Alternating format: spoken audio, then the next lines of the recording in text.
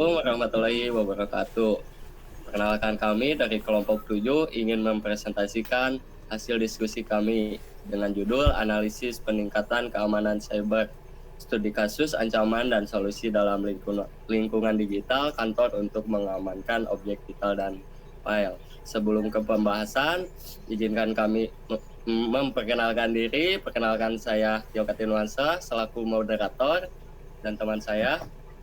Perkenalkan, nama saya Sandiara Maraka Adikara. Perkenalkan, nama saya Brian Giovan Baralai Bahas. Perkenalkan, nama saya M. Raihan Adijaya. Perkenalkan, nama saya Siti Fatimah. Oke, next kita akan ke rumusan masalah. Apa saja objek vital yang perlu diamankan dalam lingkungan digital dan apa tantangan utama yang dihadapi dalam melindungi objek vital tersebut dari serangan cyber. Next. Ke hipotesis dari masalah pertama yang akan dijelaskan oleh teman saya. Oke, baik. Saya akan menjelaskan hipotesis dari masalah pertama. Hipotesis yang kami angkat adalah bahwa objek vital dalam lingkungan digital seperti infrastruktur penting dan data sensitif sangat rentan terhadap serangan cyber. Serangan ini bisa menyebabkan kerugian besar baik secara ekonomi maupun profesional. Karena itu, jika diterapkan langkah-langkah pengamanan yang tepat, misalnya menggunakan sistem deteksi intrusi yang canggih dan selalu memperbarui keamanan secara berkala, maka objek vital ini bisa dilindungi dengan lebih efektif.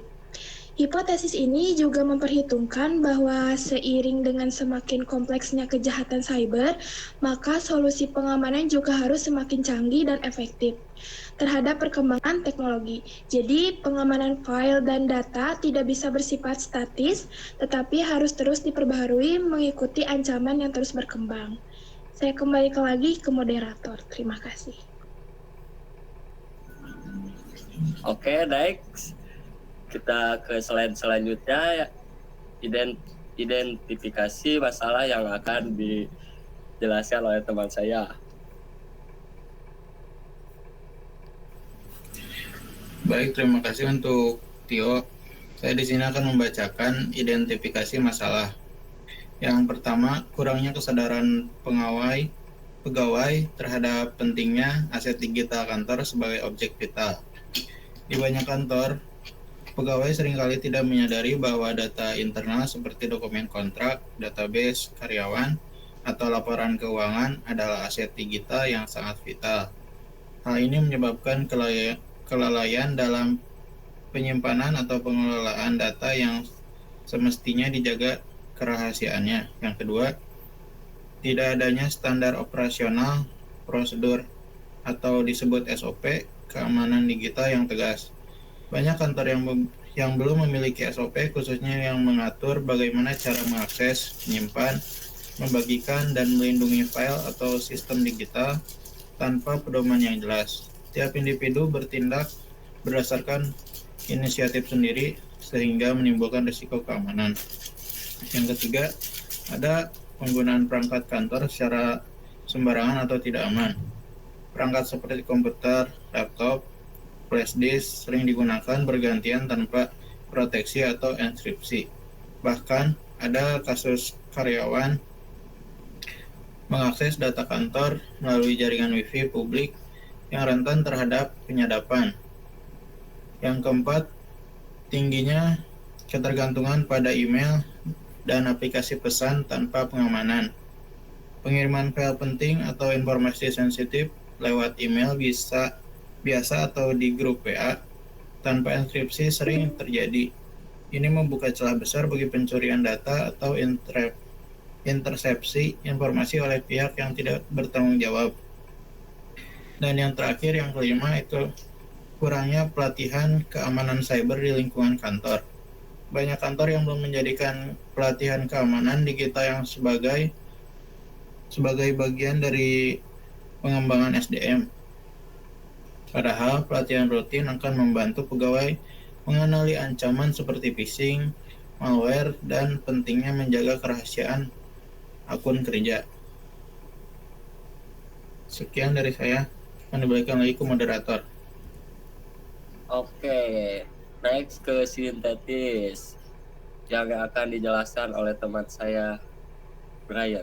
Baik, jadi di bagian sintesis ini berhubungan dengan sintesis informasi. Setelah masalah berhasil diidentifikasi, langkah berikutnya kita melakukan sintesis informasi. Sintesis ini bertujuan untuk menyusun pola atau hubungan antara berbagai faktor yang telah dikumpulkan.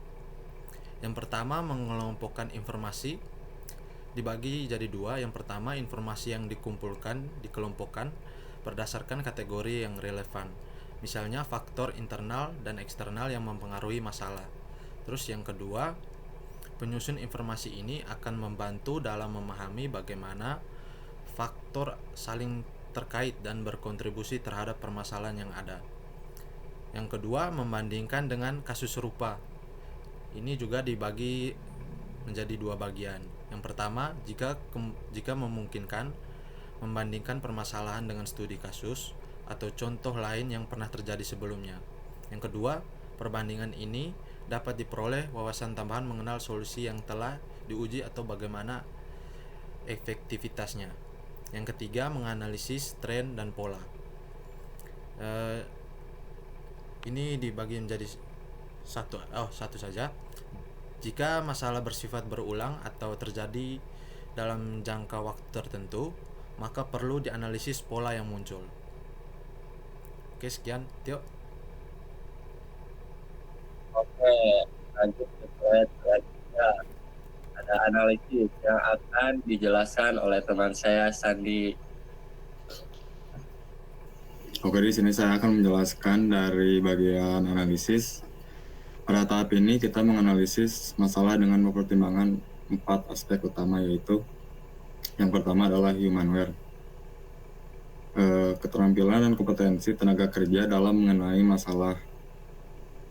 Yang kedua yaitu faktor psikologis, sosial, dan budaya yang mempengaruhi cara kerja individu atau suatu tim. Yang ketiga yaitu kesiapan dan adaptabilitas manusia terhadap perubahan zaman. Yang kedua dari aspek technoware yaitu peralatan atau sistem yang digunakan untuk menyelesaikan masalah.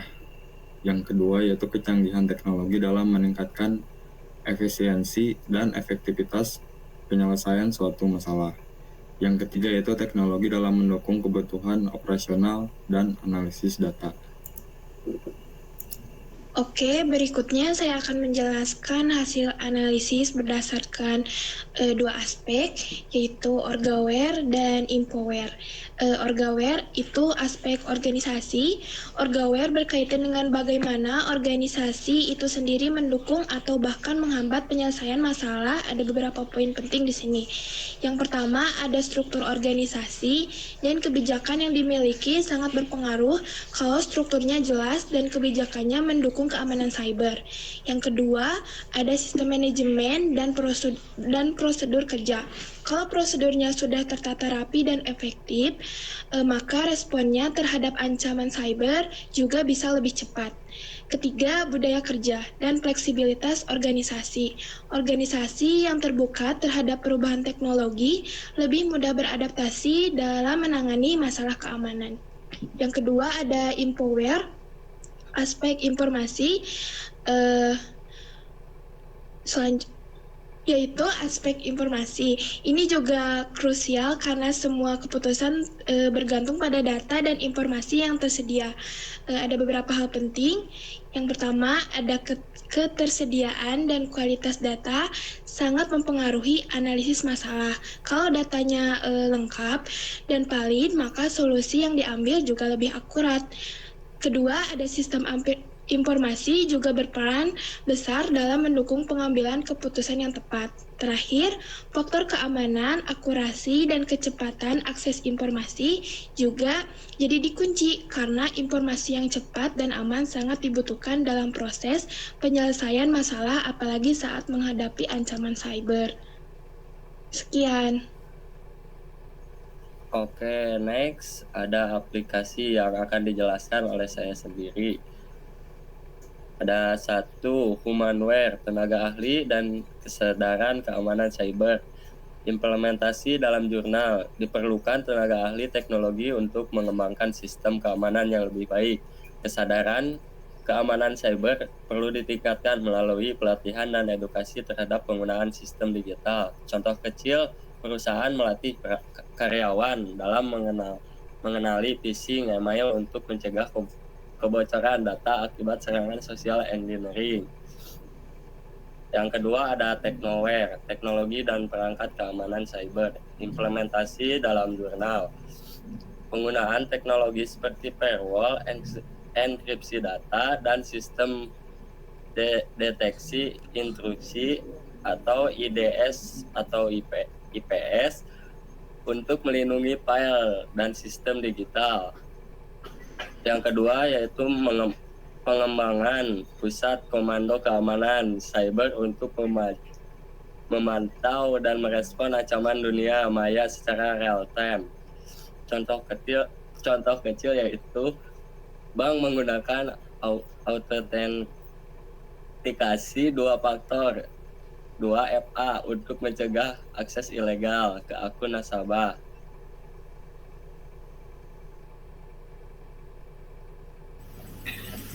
Oke, selanjutnya saya akan melanjutkan apa yang sudah dijelaskan oleh Tio.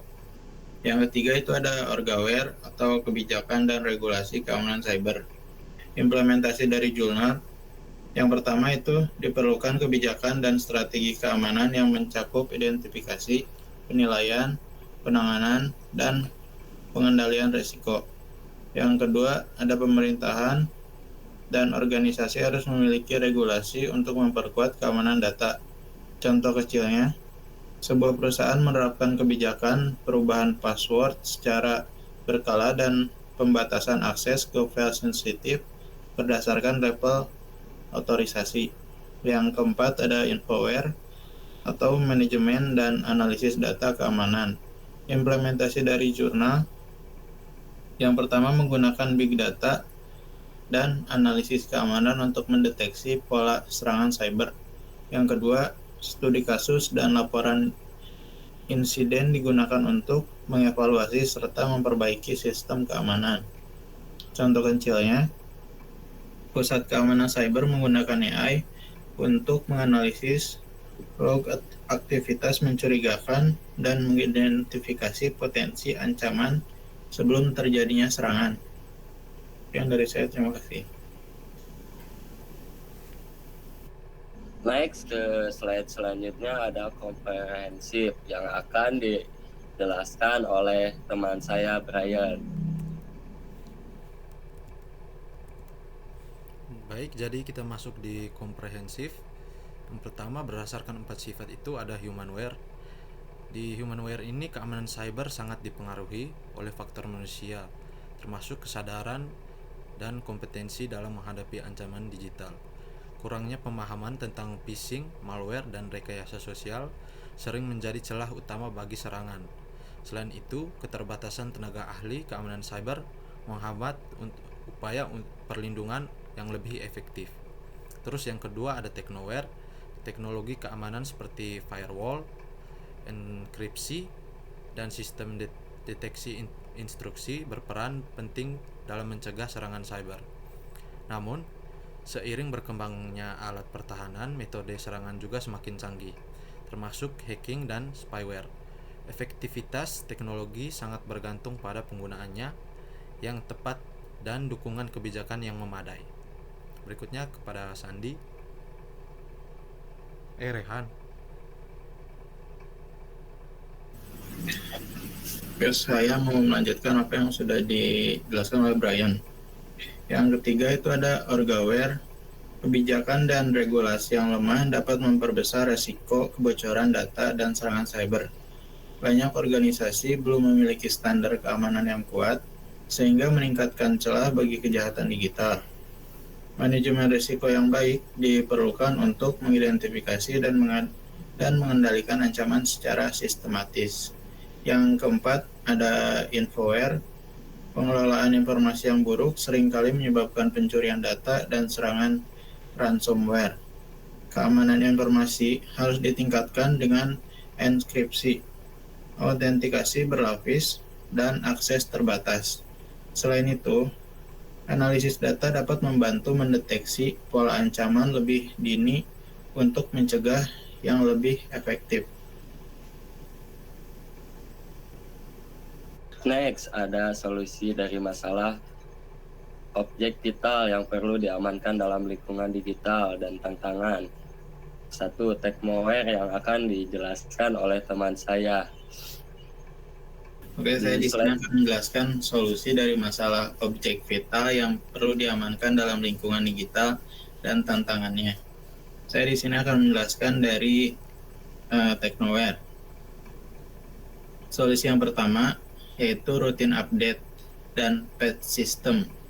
Pastikan software, sistem operasi, dan aplikasi selalu diperbarui agar nggak ada celah untuk dieksploitasi oleh peretas.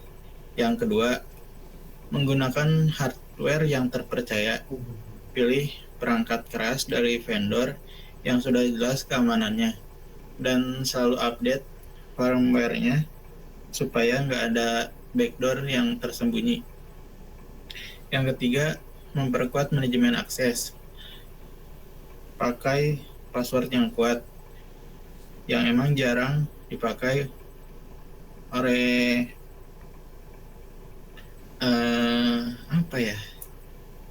orang pada umumnya. Aktifkan autentikasi 2 faktor atau biasa disebut A2F dan batasi akses hanya untuk orang yang benar-benar perlu. Dan yang keempat atau yang terakhir, amankan cloud dan IoT. Gunakan enkripsi untuk melindungi data di cloud.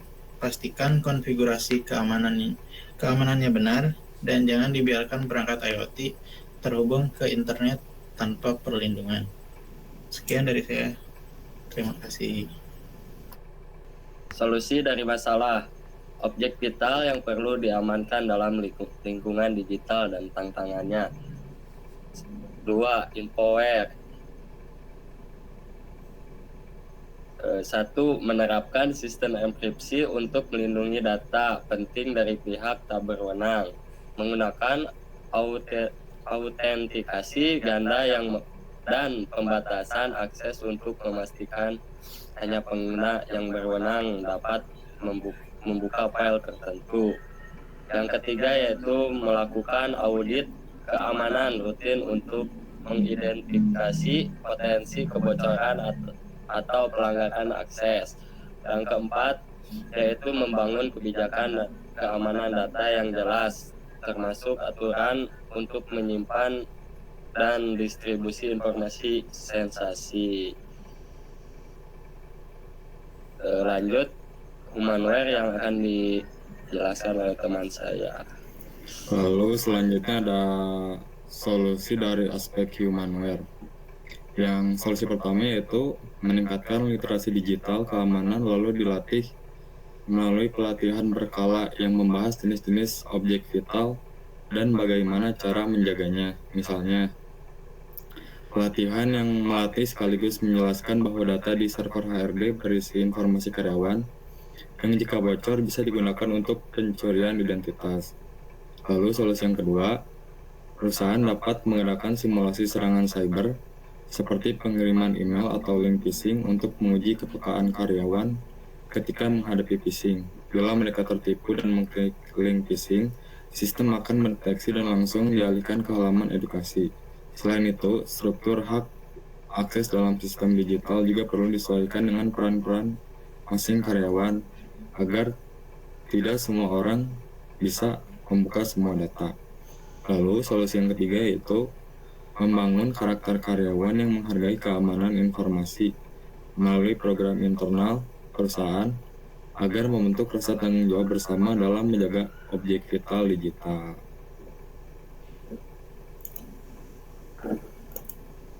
Lanjut, ada Orgaware yang akan dijelaskan oleh teman saya, M. Raihan. Brian.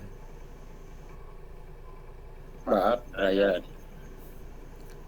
Eh, yang terakhir ini Orgaware. Solusi dari Orgaware itu sendiri berdasarkan analisis data. Solusi yang dapat diterapkan itu yang pertama strategi teknologi. Strategi teknologi ini dibagi lagi.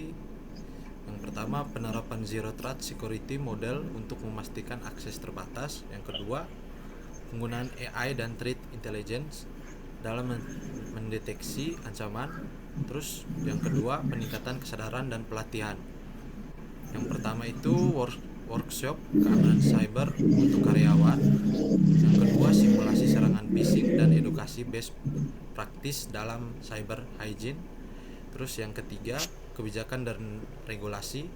Yang pertama penerapan regulasi keamanan cyber berbasis ISO atau NIST.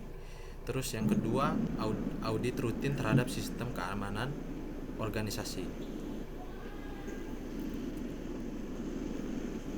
Lanjut, slide terakhir kesimpulan yang akan dijelaskan oleh teman saya Siti Fatima. Oke, jadi kesimpulannya pencurian informasi dan data yang bersifat rahasia sebagai ancaman kejahatan cyber ditunjukkan untuk menyerang individu, instansi pemerintah dan militer yang dapat mengancam pertahanan suatu negara.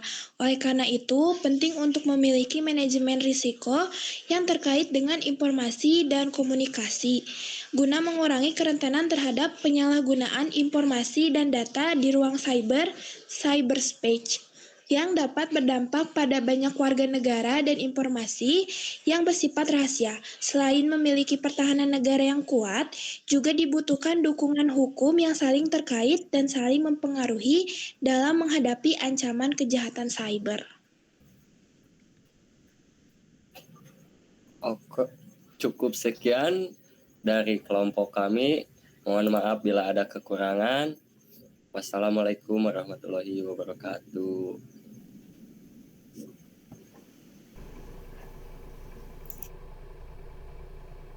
Apros. Oke, Kak. Singkat padat kopi.